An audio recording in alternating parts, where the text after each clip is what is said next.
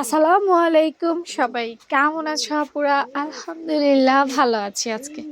আজকে তোমাদের খুব সুন্দর একটা রাউন্ড ফ্রক কাটিং দেখাবো। তবে এই রাউন্ড ফ্রকের বিশেষত্ব হচ্ছে কোমরে কাটিং হবে না।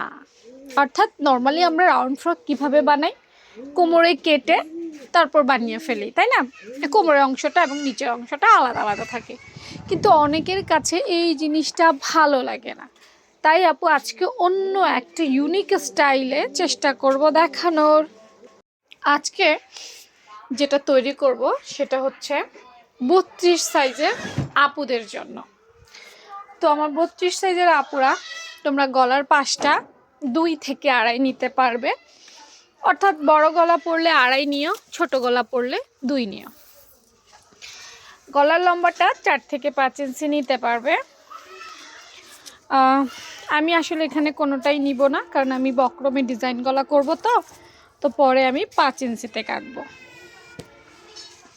কাঁধ লাইনটা আমি 6 ইঞ্চিতে নিয়েছি, মহড়াটা আপু 6.5 ইঞ্চিতে নিয়েছি।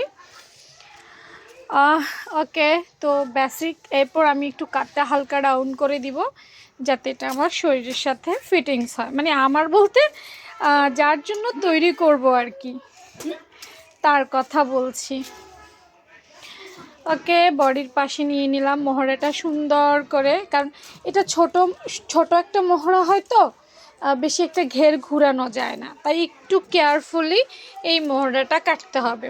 32 সাইজের মহড়া কাটতে গেলে, আর বিশেষ করে টিনেজার বাচ্চাদের মহড়া কাটতে গেলে আমার খুবই সমস্যা হয়, কারণ এদের বডি এত কম থাকে, মহড়া মিলানোই ঝামেলা। এরপর হাফ বডির একটা মাপ দিয়েছি আপু 13 ইঞ্চিতে। হাফ বডিটা 13 ইঞ্চিতে দেব। তোমরা তোমাদের পছন্দ অনুযায়ী দিতে পারবে, কোনো অসুবিধা হবে না।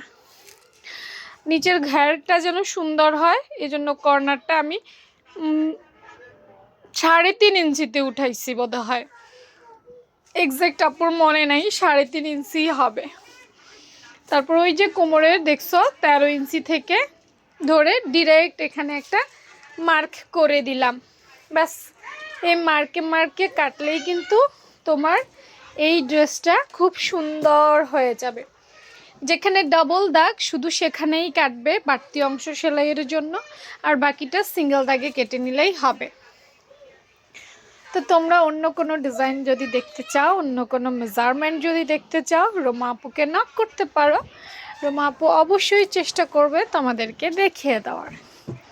আর রোমা আপুর ভিডিওগুলো ভালো লাগলে অবশ্যই জানাবা। তালপাটি ড্রয়িংটা আমি করে দিচ্ছি শেষে, কারণ তালপাটটা পরে কাটি, তো তারপরে তোমাদের জন্য ড্রয়িং করে দিলাম যাতে তোমাদের বুঝতে অসুবিধা হয়। তো ভালো থেকো সবাই, আজকের জন্য এখানেই শেষ। আল্লাহ হাফেজ।